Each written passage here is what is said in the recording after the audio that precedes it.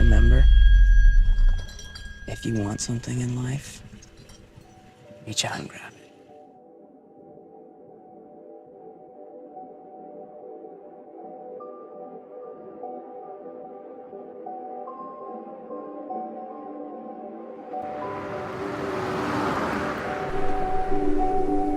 Beautiful things don't ask for attention.